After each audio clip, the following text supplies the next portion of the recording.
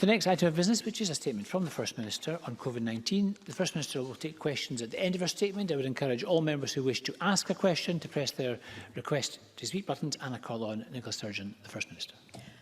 Thanks, Presiding Officer. I will update Parliament on Cabinet's review of the current lockdown restrictions which took place earlier this morning. Let me confirm, though, at the outset that with one limited exception, I will not be announcing any immediate changes to the current lockdown restrictions. The core stay-at-home requirement will remain in place until at least the beginning of March and possibly for a further period beyond that, although not for any longer than is absolutely necessary. I will, however, confirm that the phased and gradual return to school that I said we were hopeful about when I updated Parliament 2 weeks ago will go ahead as planned from Monday. I'll say more about that and also about the importance of carefully implementing and monitoring that change later. In addition, I'll give an assessment of the current state of the pandemic, and I will signal when and how we do hope to give an indication of the criteria for beginning our exit from lockdown and the order in which we will be aiming to do so when the time is right. Firstly, though, I'll briefly recap on today's statistics. The total number of positive cases yesterday was 773, which is 6% of all tests carried out, and means that the overall number of cases is now 193,148. 1,383 people are in hospital, which is 45 fewer than yesterday, and 100 people are in intensive care, which is 2 fewer than yesterday. I regret to report that in the past 24 hours, though, a further 49 deaths were registered of patients who first tested positive over the previous 28 days, and the total number of deaths under this daily measurement is now 6,764. And once again, my condolences go to everyone who has lost a loved one. Let me now turn to an update on the vaccination programme. As of 8:30 this morning, 1,288,004 people in Scotland had received their first dose of the vaccine. That's an increase of 32,814 since yesterday. And it means that we have now given a first dose of vaccine to 28% of the adult population in Scotland. We've also met our mid-February target to offer the first dose of vaccine to everyone over 70 and to everyone with an extreme clinical vulnerability. Let me say there will be some overlap between these groups, but in total that is groups 1 to 4 of the JCVI priority list. That is extremely good news. However, expressing it in the way I have just done actually understates the scale of the achievement.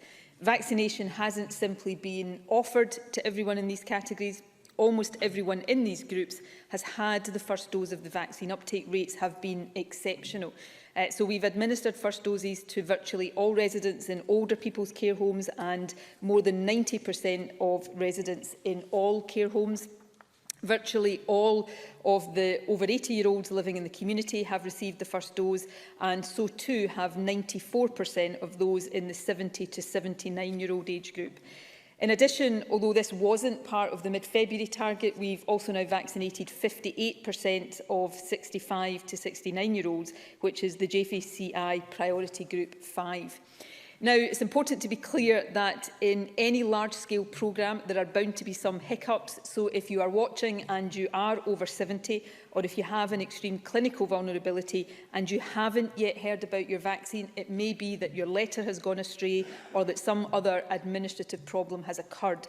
So please do get in touch with your GP or call the helpline, or as a last resort, email me, and the address for that is firstminister@gov.scot.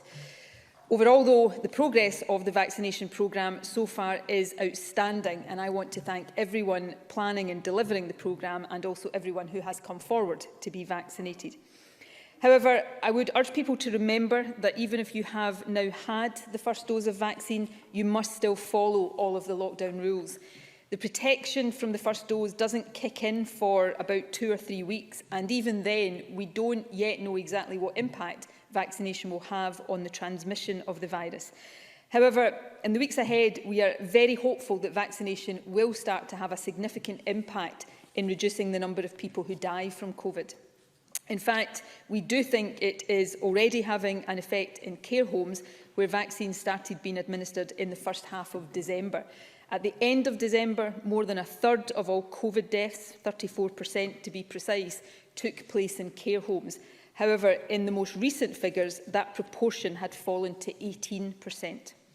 Now, as I have said before, we are in a race between the virus and the vaccine, and I think we do have much more reason to be hopeful now than we did just a few weeks ago that this is a race we can and we will ultimately win if we are prepared to stick with it. In the last few weeks, as the figures I've just reported show, we have been speeding up the vaccination programme, but at the same time, we have also been slowing down the virus. Lockdown has been working.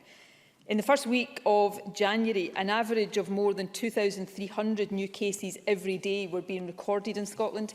The most recent figure is 810. So that is a significant, and it has been a sustained fall.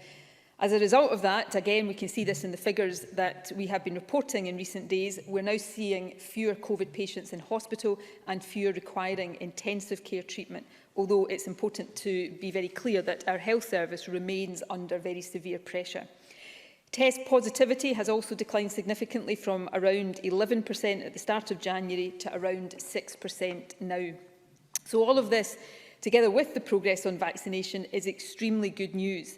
But of course, and as always, it has to be seen in context. Case numbers have been falling because we have been in lockdown. And even after 6 weeks of that lockdown, they have only just returned to the levels that were being recorded back in early December. In addition, we think we are now seeing some signs that cases are falling more slowly now than was the case a few weeks ago. And a key factor here is likely to be that the new, more infectious variant of the virus is accounting for an increasing proportion of all new cases.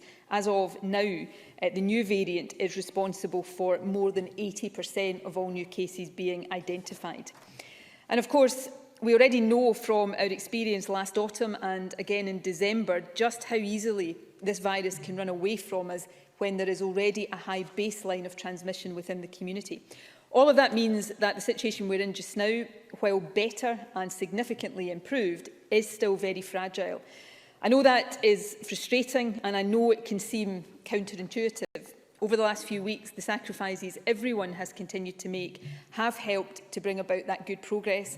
All of the news has been very encouraging. However, our room for manoeuvre still remains limited. Even a slight easing of restrictions now could cause cases to start rising quite rapidly again. And even if the older and more vulnerable people in the population have additional protection from the vaccine, we know that more virus circulating in the community would still put huge pressure on the National Health Service.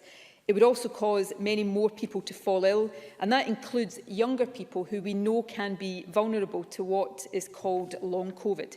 And in addition, and this actually is perhaps the key point, we know that when community transmission is high and rising, the risk of the virus mutating and new variants emerging is at its most acute. So all of these reasons mean that, notwithstanding the good progress we have made, for a period yet, we continue to require to be extremely cautious. We need to continue to work hard to drive infection rates down as low as we can and then keep them low.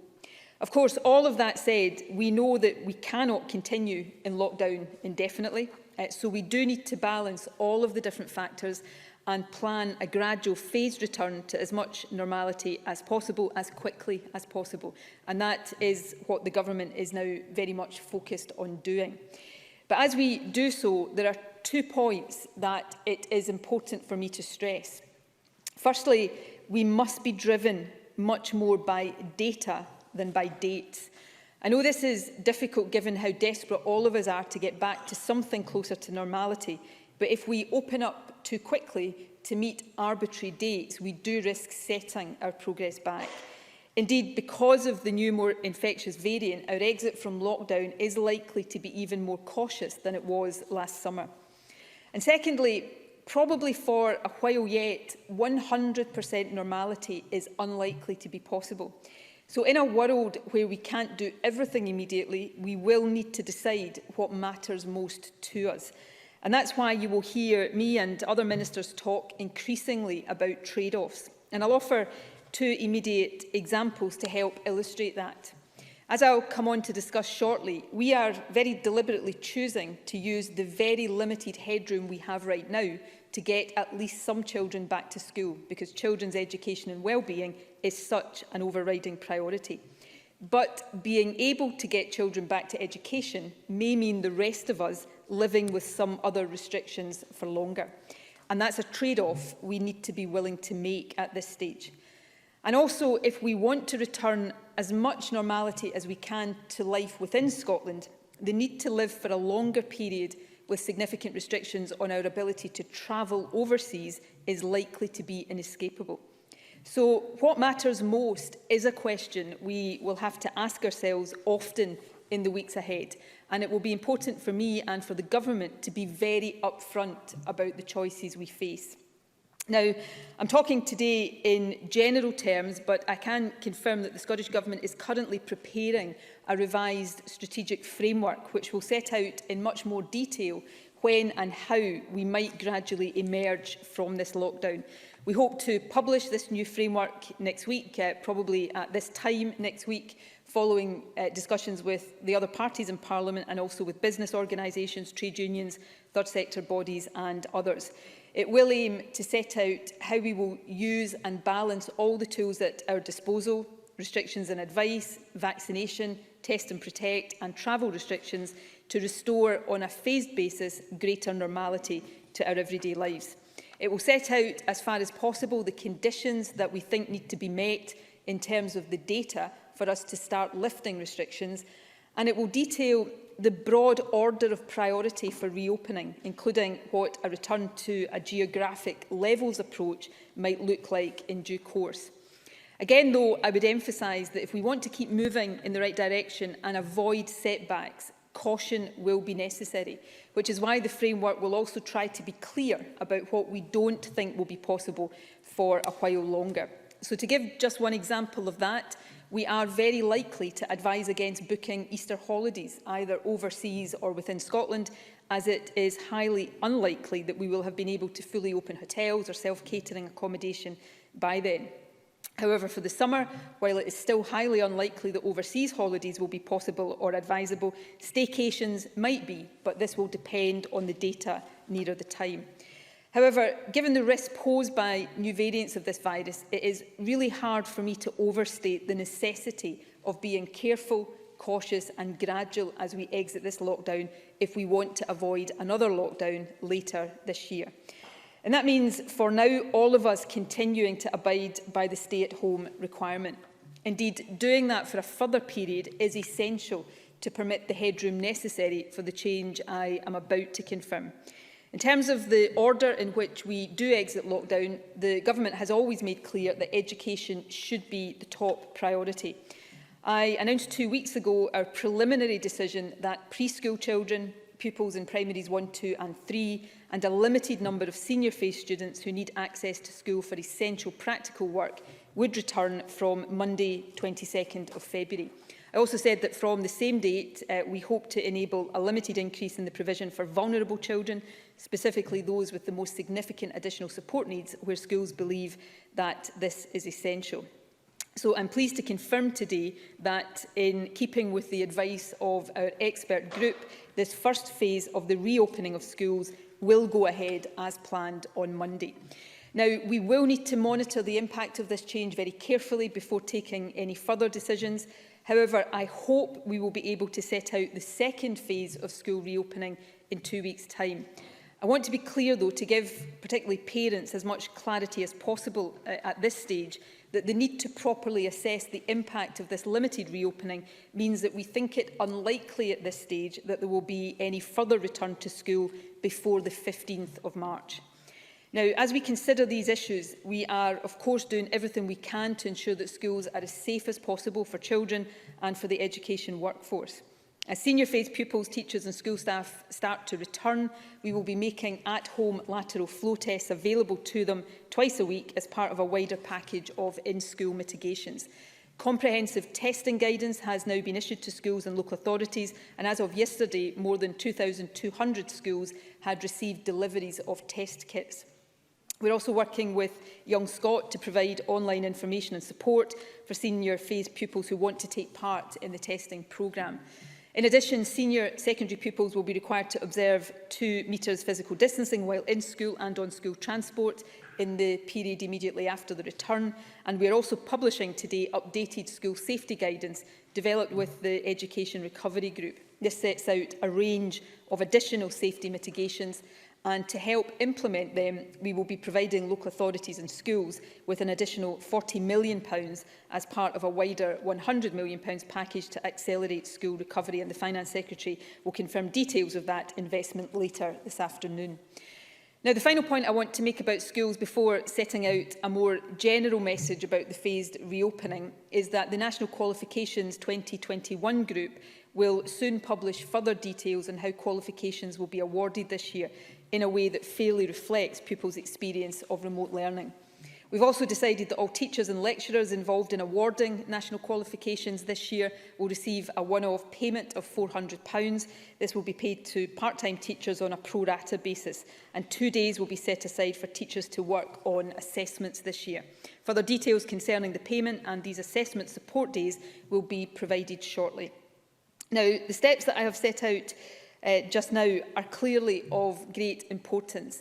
But there is a more general and overriding message that I need to set out and emphasise today. The success of this limited reopening and the prospect of getting, we hope, more pupils back into school later in March very much depends on all of us continuing to abide by the wider restrictions. The evidence suggests that the key risk in reopening schools isn't transmission of the virus within schools. Instead, the risk comes from the increased contact that the reopening sparks amongst the wider adult population. The risk is that schools going back might lead to parents socialising more at the school gates, for example, or returning to the workplace rather than working from home. And so, although I do know how difficult this is, I am asking parents and employers to make sure that this doesn't happen. If you are an employer, please understand that employees who were working from home while their children were being homeschooled should still be working from home next week, even if their children are back at school. It is, of course, a legal obligation for all employers to support employees to work from home as far as is possible. In addition, if you are a parent whose children will soon be going back to primary school, I can only imagine what a relief that will be, but please don't use it as an opportunity to meet up with other parents or friends. The hard but really inescapable fact is this: if the return to school leads to more contacts between adults over the next few weeks, transmission of the virus will quickly rise again. That will then jeopardise our ability to sustain even this limited return, and it will make it much less likely that we can get more pupils back soon. It would also set back our progress more generally. So for now, and I really cannot emphasise this point strongly enough, please treat Monday's important milestone as a return to education for children only, and not as a return to greater normality for the rest of us. If we all do that, then I am hopeful that this return to school will be consistent with a continued progress in suppressing the virus. And if that does prove to be the case, I am optimistic that we will then soon be able to set out the next phase in the journey back to school for more young people. And while I can't set out an indicative date for that today, I do hope to be in a position to do so in 2 weeks' time. Now, as I said earlier, between now and the next review date in 2 weeks, we will publish the new strategic framework, plotting a gradual route back to greater normality, we hope, for all of us. It will continue to prioritise education, followed by greater family contact and the phased reopening of the economy, probably with non-essential retail starting to open first. And it will be clear on the trade-offs, not least continued travel restrictions, that will be necessary to make more normality within our own borders possible. But for now, the most important priority, if any of this is to be attainable in the weeks ahead, is to continue to firmly suppress the virus, and that means sticking to the current lockdown rules. I know that by acknowledging how hard these rules are, I don't make them any easier for anybody. I desperately wish that I could be firmer now about exactly when and how we will exit lockdown in the weeks ahead. But I am acutely aware that moving too quickly or getting this balance wrong will cause cases to rise again. And that would mean more people ill and in hospital, more pressure on the NHS, and the prospect of more, not fewer, restrictions as we have to start all over again in getting the virus back under control. The fact is that a cautious approach, however frustrating it is for all of us, will be more successful and it will be more sustainable. So please continue to stick to the letter and the spirit of the rules. Stay at home except for essential purposes. Do not meet people from other households indoors. Follow the facts advice when you are out. Work from home whenever you can. If you're an employer, support your employees to work from home. Because by doing all of this, especially as children start to go back to school, we will continue to protect each other, our communities and the NHS. And it will allow us, we hope, to keep the virus under control while we vaccinate more and more people and make our way slowly but surely and steadily to better and brighter days ahead. So please, I would urge everyone to continue to stick with it and stick together. Stay at home, protect the NHS and save lives. Thank you very much, First Minister. The First Minister will now take questions. Ruth Davidson. Thank you, Presiding Officer, and I thank the First Minister for advance notice of her statement. We've come to this chamber on a number of occasions calling for the vaccine rollout pace to pick up, and we are delighted that it has happened. Scotland and the UK are now leading the whole of Europe and much of the rest of the world in delivering the vaccine as quickly and efficiently as possible. Frontline health staff, volunteers, retired returners and our armed forces deserve the highest praise for all of their heroic efforts. And while the road ahead will be rocky with vaccine supplies everywhere facing hold-ups, the light at the end of the tunnel is getting brighter. Our schools are seeing a similar ray of light with confirmation today that they can start to reopen again safely in the near future. We have called for a schools catch-up plan to be published as soon as possible, built around a national tutoring service to stop the attainment gap growing, and we hope that the SNP will take that proposal on board. But to get us closer to normality, we need to get all key workers vaccinated as soon as possible. The details of Phase 2 have not yet been confirmed by the Scottish Government, but it would be helpful if we could begin to understand more of their thinking on this. Referring to the next phase, JCVI guidance states, vaccination of those at increased risk of exposure to SARS-CoV-2 due to their occupation could also be a priority in the next phase. This could include first responders, the military, those involved in the justice system, teachers, transport workers and public servants essential to the pandemic response. So can I ask if the First Minister has reached a decision yet on whether or not any of these or any other group of key workers are to be prioritised as part of the rollout of Phase 2 of the vaccination programme, and if not, when that decision will be made? First Minister. On vaccine, I want to record again, as I have done regularly in recent days, my thanks to everybody involved in the planning and delivery of the programme. At any time, it would be exceptional, but given the very severe weather that was encountered in Scotland last week, this progress has been beyond exceptional, and I will never be able to convey my appreciation to everybody involved in that sufficiently. And I think it's really important to point out that as well as now being in a position where we have such large numbers of people vaccinated, 28% of the adult population already, within the most vulnerable groups, it's our uptake rates that I think are most significant. And our uptake rates, I think, stand very favourable comparison to anything seen in any other part of the UK. So the protection that is being given to older people in care homes and to the oldest and most vulnerable in the community, I really hope will allow us to see a very significant reduction in the impact in the form of serious illness and death from this virus very soon. And as I said earlier on, I think we are already seeing that impact materialise in care homes. So we cannot underestimate at all just how important this is. The unknown question around, or at least one of the unknown questions, is how much impact vaccination will have on transmission. Does it stop us getting or passing on the virus? The Health Secretary and I had another discussion yesterday afternoon with AstraZeneca. The early data on this is encouraging and positive, certainly against the variants circulating in the UK right now. But we need more data in order to be absolutely sure about that.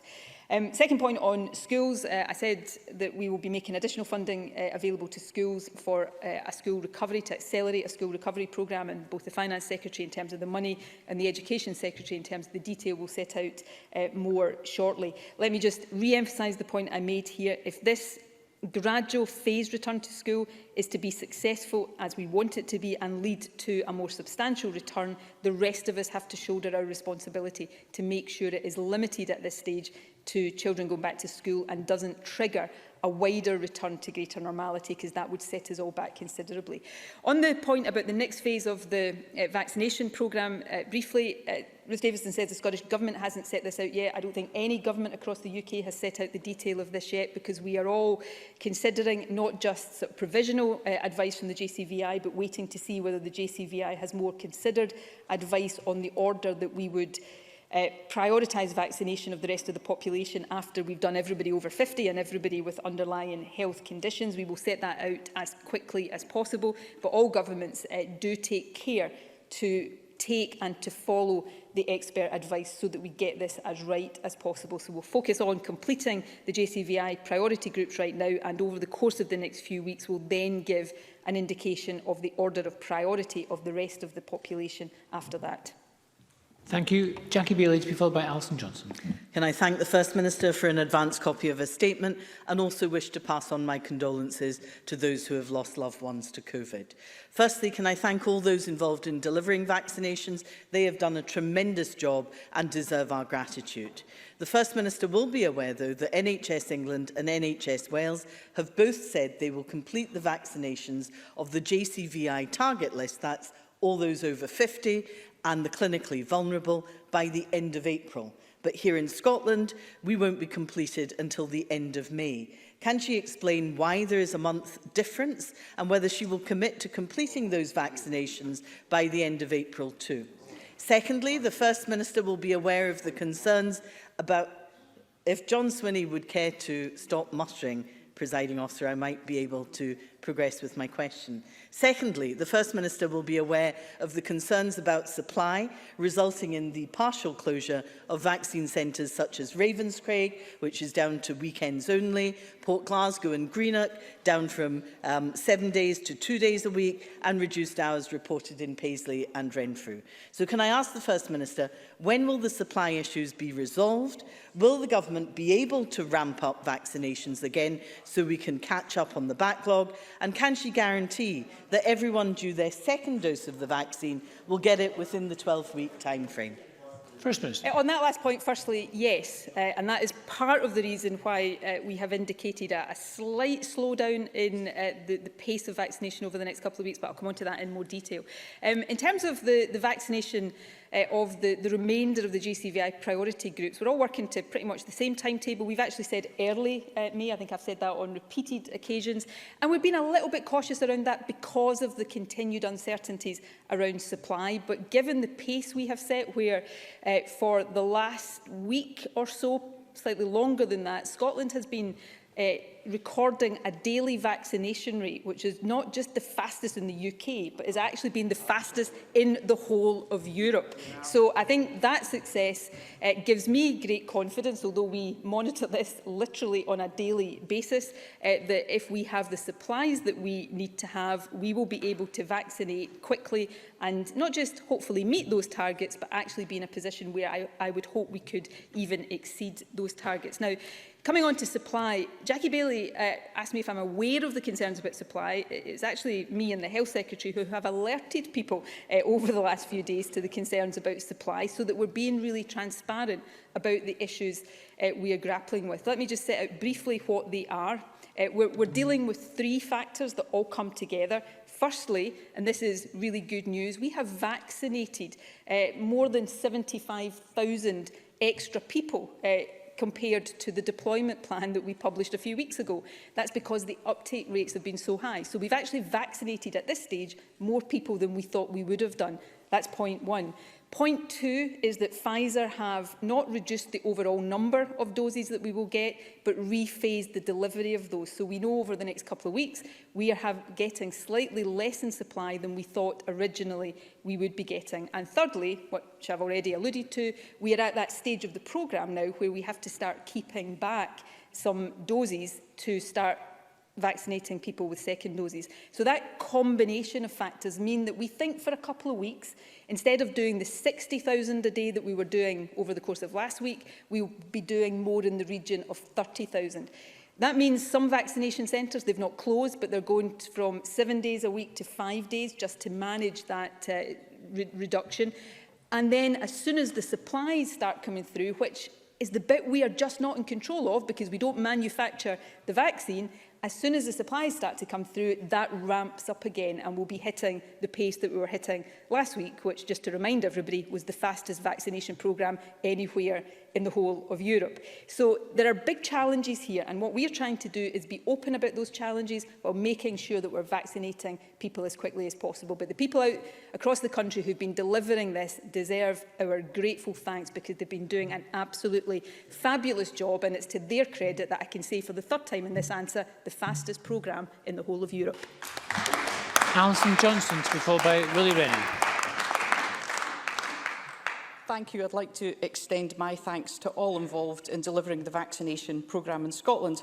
The rollout of regular testing for school staff and senior pupils, as proposed in a Green motion agreed by Parliament last year, is very welcome. But as we advance through the first phase of priority vaccinations, the Scottish Government needs to be making decisions about the next phase. Now, given the First Minister has said that getting all children back to school is her top priority, and notwithstanding, she told Ms Davidson that the JCVI will decide, but given that it's the First Minister's top priority, can she confirm whether teachers and all school staff will be prioritised? And can the First Minister outline what else is being done to ensure schools are as safe as possible? For example, will funds be made available to improve ventilation in classrooms, a measure that has been shown to reduce transmission? Thank you. Thank you, First Minister. Well, firstly, any teacher or member of the education workforce who is in one of the initial priority groups will be getting vaccinated right now. And the reason that's important is because of what we know about this vaccine. We don't yet know that it reduces transmission, but we do know that it reduces illness and death. It is vaccinating most quickly those that are most clinically at risk that has been the priority. And that will include teachers or anybody in any profession if they are either because of age or because of clinical vulnerability in one of those groups. After that, we do need to make sure we are taking account of all of the clinical and expert advice we get. Now, just Alison Johnson, I'm sure she didn't mean to sort of dismiss the role of the JCVI here, but just to give people an understanding here, I think in other parts of the UK, certainly in England, the government is statutorily bound to follow the JCVI. That's not the case here, but never in the lifetime of this Parliament has the government on advice around immunisation and vaccination gone against the advice of the JCVI. It is extremely weighty, and therefore it would be wrong for us not to pay attention to or to give due time for the JCVI to give any advice that they wanted to give. So as we are going through the rest of the current priority list, that consideration is underway and we will set that out as quickly as possible. And it may be, I can't say this for sure right now, but it may be that occupations have more of a priority regardless of clinical risk in this next phase, given that the first phase has focused so much on clinical vulnerability. In terms of wider mitigations in schools, testing, very important. It's the availability now of lateral flow devices that are allowing us to do this. The guidance that I talked about today, in addition to 2 metres distancing for senior phase pupils, sets out some of the other steps that will be in place. And as I said in my opening statement, and the Finance Secretary will talk more about this in her statement later this afternoon, we're making significant additional funding available to local councils and schools. So if that does require changes to ventilation, for example, in individual schools, we're making the money available to do exactly that. Let me be very clear here. We want children back to school, but we will not compromise the safety of children or those who work in our schools. Willie Rennie to be followed by Shona Robertson. The statement is silent on care home visiting, even though when we discussed it in the Chamber last week, the First Minister indicated it could be allowed soon. Conditions are increasingly safe. Almost all residents were vaccinated weeks ago. The vaccine has been found to be even as effective in real life as in clinical trials. And the First Minister herself, in her statement today, highlights the reducing impact of the virus on care homes. The toll on separation of families and their loved ones is heavy and grows every single day. So when will families be allowed to get together? When will care home visiting start? So, as I've said before, this is of the utmost importance. When Willie Rennie said, just as a statement there, conditions are increasingly safe. That is a lot more glib than I would ever be, certainly on the basis of the advice that I have access to. I don't think we can afford to make assumptions about the safety of the most vulnerable people and in the most vulnerable of settings. We think that with vaccination and with other mitigations, they can be a lot safer, but we still need to be cautious. Now, what I outlined in my statement today, which I will go into more detail about when we publish the strategic framework next week, I said we will set out the order of priority for reopening, with education top of that priority. I can't remember the exact phrase I used, I talked about increased family contact as the next priority, and very much part of that is care home visiting. Now, as I said last week, the Health Secretary is working on revised guidance right now. I think she's got a meeting with providers of care homes this week, sometime tomorrow, she's telling me, in order to try to finalise that guidance. So we do hope, and I hope that if not before next Tuesday, then I will be able to say more about it next Tuesday, that we will have some greater normality back, but we must continue to be cautious here. The toll that this virus took on our care homes, which will be subject to scrutiny, rightly and properly, for some time to come, was significant. We think we have substantially reduced that toll in this second wave. Vaccination is helping us do that more so, but we cannot throw caution to the wind when we're dealing with some of the most vulnerable people to this virus in our society. Thank you. Shona Robertson, to be followed by Jamie Green. Thank you. We all want to see a safe return to nurseries and schools and understand the importance, not only for educational reasons, but for overall well-being. So I very much support the approach set out today. The First Minister will be aware of the various studies which have shown that the learning of those from more deprived communities has suffered disproportionately as a result of COVID-19. So in response, could you say a bit more about what actions the government is taking to ensure that these vulnerable groups receive the extra support that they not only need but deserve? First Minister. Well, this is one of the most important questions in the whole of the situation that we are grappling with right now. And as we did prior to the pandemic, we are targeting additional support for those from disadvantaged background to support pupils. And we've set this out in the Chamber before. We've supplied devices to support digital learning at home and provided support for homeschool link workers to maintain regular contact with children. We've also supported the delivery of summer learning and support programmes, including family support workers, provision of food and additional learning materials. We're also investing and have invested over the past number of years in the Scottish Attainment Challenge, and that also includes money that councils have been able to use to deal with the poverty-related impact of COVID. So these are important issues that will not go away as we start to hopefully come out of the COVID situation, but will require attention and investment for some time to come. Jamie Green, to be followed by Annabel Ewing. Thank you. The limited return of school pupils is welcome, but questions do remain. The current approach suggests that cohorts of pupils will return in 3-week blocks. Adding in Easter holidays, it could yet be some months before pupils are back in class, an entire term of classroom learning lost. Can I ask the First Minister if the new social distancing measures announced on school transport and on the school estate will be practically feasible to enforce and introduce, because many on the ground think they are not? And can the First Minister guarantee that every school seeing a return of pupils on Monday will have that comprehensive testing regime in place by Monday? First Minister. Can I just firstly caution against the assumption, and I'm not saying it's an unreasonable assumption based on what I've said, but caution against that assumption that it will be cohorts in 3-week blocks that then takes a long period of time. I certainly am not standing here today ruling that out, because I can't. But equally, if the data allows it, we will try to get children back to school much more quickly than that. So I know it's difficult to avoid sometimes, but we should maybe try to stop making those fixed assumptions. We will do everything we can to have the return to school happen as quickly as possible. While children are not physically in school, they are learning remotely, and we know that that has an impact not just on their education but on their wider well-being. But the provision of remote learning, I think, if not, I'm sure not every parent would agree with this, but certainly many of those who have contacted me say that it is significantly improved from school closures in the first lockdown, and we continue to work with councils and make provision for councils to continue to support that.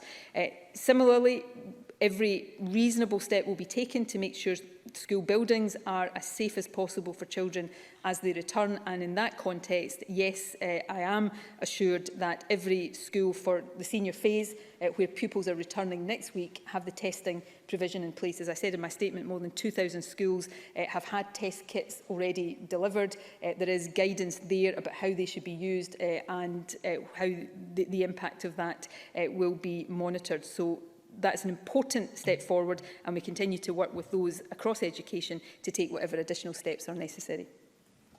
Thank you. Annabel Ewing, to be followed by Elaine Smith. Thank you, Presiding Officer. Given the increased transmissibility of the new variants of the virus, can the First Minister confirm that in reviewing the strategic framework, the metrics which are used to determine what level any particular part of the country may fall within may indeed require to be adjusted? And is the First Minister in a position at this point to indicate what any such adjusted metric may in fact look like? Thank you. First Minister. That's an important question. Before I come on to that question, actually, the Deputy First Minister was just telling me when I sat down from answering the last question that there were some schools that had their test supplies disrupted last week because of the weather, but steps are underway to make sure they get those supplies as quickly as possible. That doesn't change the information I gave earlier on. On that point, we will, in the strategic framework next week, and we're obviously thinking very carefully about this, suggest a number of metrics that will guide the different phases of lifting lockdown, which I would anticipate initially being on, apart from the islands that are in a different position already, would be on a national basis. We will then hopefully at some point move back to a more regional basis where areas will be in different levels depending on the prevalence of the virus, and we will start to set out what metrics would guide that as well. One of the most difficult metrics for us to try to determine at the moment, and it may be that it takes a bit longer than next week to do that, is to be crude about it, what percentage of the population needs to be vaccinated in order to start easing restrictions. And one of the reasons that is very difficult right now is because we don't yet know exactly what impact the vaccine has on the transmission of the virus. So that is an area of uncertainty. We're spending a lot of time with clinical advisors trying to understand that and trying to see just how definitive we can be around that metric, but it may take a bit longer than next week to get to a settled point on that.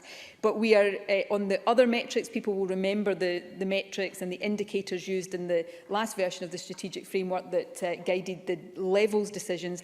We are looking to amend those to take much more account of the WHO advice on these matters, and that's what we will set out, amongst other things, in the document we publish next week. Elaine Smith, followed by Kenneth Gibson. Thank you, Presiding Officer. The First Minister in her statement invited people to email her, and I don't want to put anyone off doing that. However, I wrote to her at the start of the year about the closure of places of worship, and I explained the importance of communal worship for spiritual, social and psychological benefits, but I've received no response as yet. So can I now ask her, with schools beginning to return and Lent starting tomorrow, can she give some reassurance to Scotland's Christians that she will prioritise churches in her strategic framework so that they can be amongst the first places to reopen, hopefully in time to celebrate Easter? First Minister.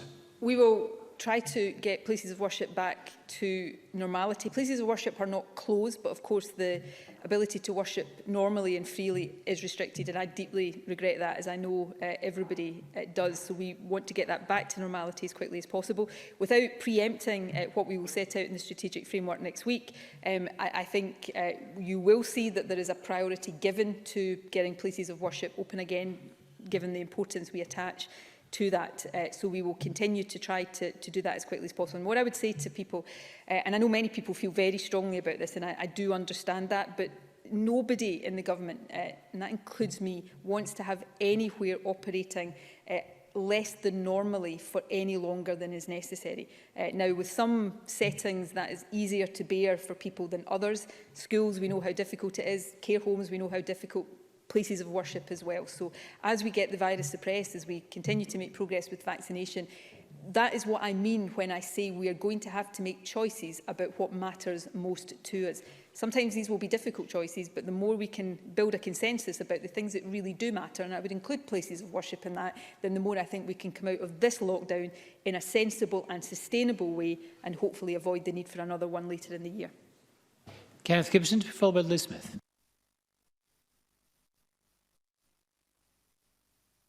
Hang on, Mr Gibson, I think your microphone is not on. Yeah, there we are. Thank you. Thank you, Presiding Officer. Can the First Minister expand on how the phased reopening of schools that she outlined in her statement reflects the need to balance the harms associated with keeping children out of school and the latest clinical and scientific advice?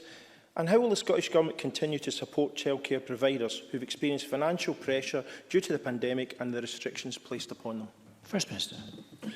We have given financial support to childcare providers. We'll continue to look favourably at that as far as we can. We made some additional support available, I think, just last week or the week before to childminders, recognising the particular difficulties that they are facing.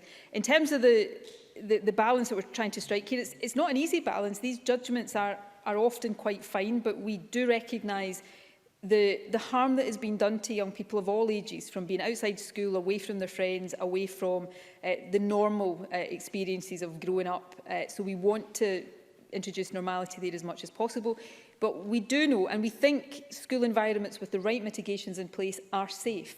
And that's the reason I emphasised at this point in my earlier remarks, the risks around school opening. And these risks are real in terms of the impact they can have on wider community transmission don't come so much from transmission inside schools as from the contacts that go around school openings. So parents feeling that they're able to go back to the workplace or socialise more because their children are in school. That's what will make this unsustainable if we don't all make a concerted effort to make sure that doesn't happen. And that's why I'm going to keep repeating to parents and other adults out there, please, please do not take Monday's milestone in education as a return to normality, because if we do that, there is a real risk that we'll go backwards rather than continue to move forwards. Liz Smith, to be followed by Emma Harper. Thank you, First Minister. I have a constituent in Oxford who is currently working as an aerospace engineer with Bristow's in Nigeria, due back home on leave in March. Under rules in England, he would not need to quarantine when he flies home because Nigeria is not on the red list and aerospace engineers are exempt. In Scotland, however, he would face quarantine with the heavy costs involved and he wouldn't be exempt. So can I ask the First Minister how she will address this situation? First Minister. I'm happy to look at any individual case, but I am not going to stand... This is difficult for people, particularly people in the kind of situation that Liz Smith has outlined. But these rules are in place in Scotland for a reason, because the biggest risk we face, certainly one of the biggest risks we face in the next few months that would set us all back and put us back into lockdown, are new variants being imported into the country that circulate more quickly, that might be more severe, but also crucially, as we fear might be the case with the South African variant, beat the vaccine or at least reduce the efficacy of our vaccine. So we must be really vigilant and really stringent in trying to avoid that. Now, I wish that there was a common UK-wide position on this. I hope there will be in future, but I have a responsibility with my colleagues to make sure we are doing everything within our power to avoid importation of new variants of the virus to Scotland, and that is what we will continue to do. We will continue to be as flexible as we can be, both with exemptions for good reasons and with the consideration of individual cases that are perhaps unique circumstances. But the more exemptions we allow to this, the more individual circumstances we cater for, the leakier a system like this becomes, and the more chance there is that a few months from now we'll be back in lockdown because of a new variant that is beating the vaccine, circulating faster, and we need to get it back under control. And that's what we've got to do everything we can to guard against. Emma Harper, to be followed by Daniel Johnson. Thank you, Presiding Officer. The First Minister has just responded about wider preparation for testing of senior students and teachers. Could the First Minister also outline any update for testing and vaccinating for police officers? First Minister. My answer is the same. I'm not. This answer is not varied depending on which occupational group I'm talking about. So police officers right now, if they have underlying health conditions, or if they are, which is perhaps less likely, in one of the older age cohorts, although ultimately that is everybody over 50, will be included in the initial JCVI priority list. After that, we have not yet come to final decisions about whether there will be an order of priority in the rest of the population or whether we just vaccinate the rest of the population as they come. We are waiting to see whether there is any more detailed expert advice, but we will take these decisions as soon as possible. Daniel Johnson to be followed by Willie Coffey. Thank you, Presiding Officer. Teachers have performed an outstanding job delivering learning via virtual means. But I know the First Minister will also agree with me that today's announcement is welcome because it should be the beginning of the end of these arrangements made necessary because of COVID. With this desire to get back to face-to-face learning, does she share my alarm and that of parents and students at James Gillespie's High School in my constituency that it's being proposed that blended learning be continued through next academic year for S6, not because of COVID or social distancing requirements, but because of a lack of physical space in their school buildings? It is being proposed that 40% of teaching will be provided online for S6 next year. Now, I don't expect the First Minister to be able to comment on the detail of this, but with the announcement today, can she confirm that blended learning should be limited to dealing with the pandemic and should not continue any longer than strictly necessary? And does she agree with me that virtual and blended learning cannot be allowed to become the new normal for any school students, let alone those in S6 at Gillespie's next year? First Minister. I think I would agree with a lot, if not all, of the sentiment in that question. I may not be able to go as far as the member would like on some of the detail because I cannot see that far into the future in terms of the control of this virus. Unfortunately, I wish I could. I certainly don't want to see blended learning become the new normal. As far as I'm concerned, it is something that is necessary right now because of COVID, and we should not have it in place any longer than is necessary. But we need to have it in place for as long as it is necessary to help with the suppression of the virus. But I think I have been very clear that it is the priority of the government to get children back to in-person, face-to-face learning on a full-time basis, just as we did last August, quite successfully for an extended period of time, as soon as possible. Now, what the phasing of that looks like beyond the 22nd of February, I hope I can give more of an indication of when I'm standing here 2 weeks from now, but I can't be definitive about that right now. But I certainly don't want to see blended learning being necessary for any longer than this virus absolutely necessitates. Willie Coffey to be followed by Jamie Halker-Johnson.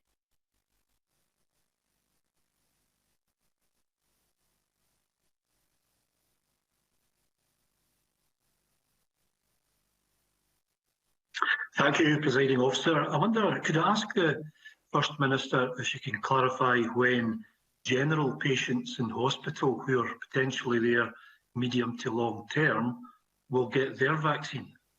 First Minister. There was a story in some of the media about this yesterday. So this is down to clinical judgment. The general position, I don't have the vaccine green book in front of me, but I was reading the particular extract on this yesterday, so I'm talking from memory here to some extent, but the general position is that patients should be vaccinated before they're discharged from hospital. When exactly within their stay in hospital that happens will be down to clinical judgment. There will be some circumstances in which the clinical judgment is that while a patient is still in the acute phase of their illness, it would not make sense to vaccinate in case any side effects from the vaccination confuse the symptoms of their illness. So in those circumstances, the clinical judgment would be to wait until a person was better and closer to discharge. But the general position is that any patient in that circumstance should be vaccinated before they are discharged from hospital. Thank you. Jamie Halker-Johnson to be followed by Christine Graham. Thank you. I'm sure we're all aware of the impact of these restrictions on mental health, and people of all ages have been left isolated from friends and family and from their support groups. So can I ask the First Minister if any additional support has been provided during this lockdown after a recent study showed a rise in suicidal thoughts in young people? First Minister. We have provided additional support at various stages throughout the pandemic so far, but I know the Finance Secretary may have more to say in terms of further support for mental health later on this afternoon or in the course of the budget considerations over the next couple of weeks. We are all acutely aware of the impact on mental health, from the milder impact right through to very severe impact. And again, like so much of the implications of this pandemic, there will be a need to give due support to people for that for some time to come. Christine Graham, to be followed by Mark Griffin. Thank you very much, Presiding Officer. I welcome the return to school of P1 to P3 across Scotland and in Midlothian South, Tweedale and Lauderdale, my constituency. But their composite classes are not uncommon, and a composite class, of course, is a maximum of 25 pupils. Will the First Minister, in a P3, P4 composite class, given that class limit, confirm that only P3 pupils can return while their P4 classmates remain at home, or will there be flexibility? First Minister. Well, where P3, P4 composite classes are in place, P3 children should be taught in school from Monday, and remote learning should continue for P4 children, except in exceptional circumstances. And this is all going to be confirmed today in guidance relating to the phased reopening of schools. I know that making these arrangements for P3, P4 composite classes will be really challenging, but we do encourage schools and local authorities to use sensible flexibility in how they deploy staff and deliver learning. Ultimately, though, we've got to consider this question in the context of the pandemic, and allowing exceptions for some P4 children routinely would increase the number of children in school, and that then would potentially start to send mixed messages about which children are returning to school and compromise the safe and sustainable phased reopening that we're seeking to achieve. Thank you, Mark Griffin, to be followed by Tom Arthur. Thank you, Presiding Officer. Ravenscraig Sports Centre has capacity to vaccinate 2,000 people a day, but Port state it's only open at weekends due to a lack of demand. It has unused capacity to vaccinate the entire North Lanarkshire education workforce in just 3 days ahead of schools reopening, vaccinate retail workers or staff on other priority groups. How will the Scottish Government make sure vital capacity is not lying unused? First Minister. Anybody just needs to look at the performance of our vaccination teams over the last couple of weeks to know that we're not leaving capacity lying unused if we have the vaccine to vaccinate people. So the reason we can't do what Mark Griffin has just set out is for reasons beyond our control, because this is in the control of the vaccination, the pharmaceutical companies manufacturing the vaccine, is we don't have enough vaccine supply to do that while getting through the priority GCVI groups and starting second doses. This is the key constraint that we will face for the next couple of weeks is not in capacity, not in our ability to do this quickly, but simply in the number of vaccine doses that we have at our disposal. As soon as it ramps up, the operation ramps up again. So I'm trying and have been trying in recent days to set this out very clearly for people so that we understand, everybody understands the challenges that we're confronting here. The reason one of the reasons the Health Secretary and I were speaking to AstraZeneca yesterday was to get as much clarity from them about their forward supply expectations so that we then factor that in. But you know, right now, and again, the performance speaks for itself, the key constraining factor that we face right now is in supply. Now, we hope that that will not be something that constrains us for more than a couple of weeks and that supplies then start to improve again. That's certainly our expectation, but we can only go as fast as the total amount of doses that we have available to us.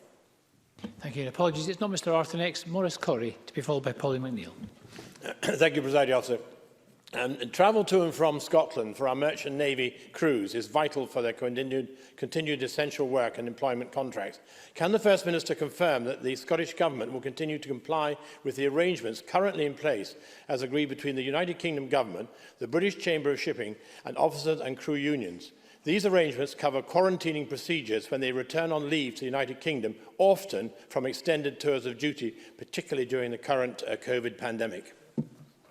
I, off the top of my head, know of no reason why we are changing those, but I want to just double check that there isn't anything that I am not immediately aware of, and I will confirm that with the member. But essential work and what he's just outlined there is, of course, included in that essential work category, is permitted. But the key message here we're trying to get across, and I appreciate people for very good reasons want to make the case for exemptions, but let's not lose sight of the fact that we should all be seeking to get the message across to people that unless travel is essential right now, don't travel. And the more we get that message across, the less worried we are about some of these exemptions for genuinely essential purposes. But if there is any reason that I'm not aware of that the position might be changing, I'll get back to the member, but I'm not aware of it at the moment.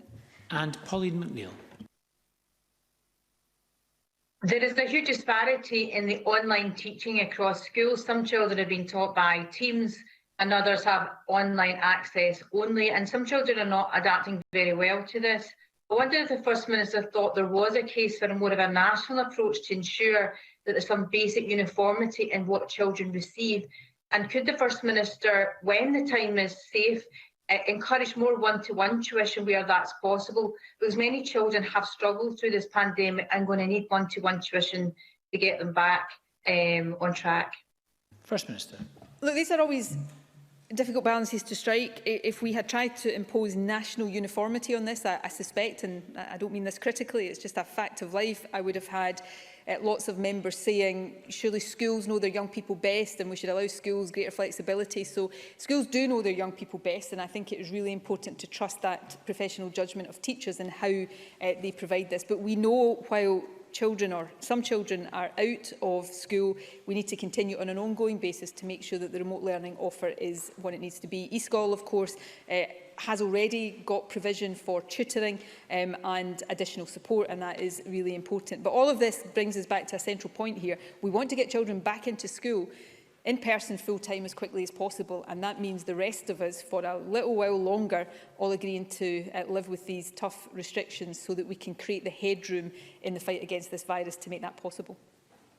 Thank you, and apologies to those members. Elaine Smith, point of order. Thank you very much, Presiding Officer. Could I make a point of order under our rules for amending the official record? Because just earlier in response to my question, the First Minister said, and I quote, "Places of worship are not closed." But the regulations say very clearly that they are closed for communal worship and private prayer, and they're only allowed to open for very small funerals and weddings. So I wonder if the First Minister could take the opportunity to correct the record as allowed by our rules, because many people will be confused by the earlier assertion. Order, please. And I think, please. Presiding Officer, I think we all know that it is absolutely essential to be clear about these regulations that are in place just now. The importance of that can't be overemphasised. Thank you. Thank you very much, Ms Smith. That's not a point of order, but it is a helpful point of correction, which I'm sure the First Minister will take. But it's a point that the member has made about the information, which I'm sure the First Minister will pay attention to. I'll give the First Minister a chance to respond now if she wishes. Thank you, Presiding Officer. I'm sorry, I wouldn't normally do this, but it is a really important point for many people across the country. I think any careful listening to Elaine Smith's reading of the regulations and then looking at what I said would actually see there is no inconsistency. Places of worship are not closed, but they are only able to be open for very limited purposes. And it's because I know how difficult and distressing that is for many people that I am so intent on all of us trying to get into a better position as quickly as possible. So I wouldn't want anybody to think that there was any glibness about this or any inability to understand how serious the point it is. And I don't think it then does anybody any good for us to be quibbling over the precise wording, when in actual fact I think we both articulated the position correctly. We perhaps put the emphasis in different places. Thank you very much, First Minister. On that note, apologies to the members who weren't able to call, and sorry also, I think there's some confusion to the members online about notifying me about their intention to speak. But we have to move on to the next item of business. There'll be a short pause while we do so.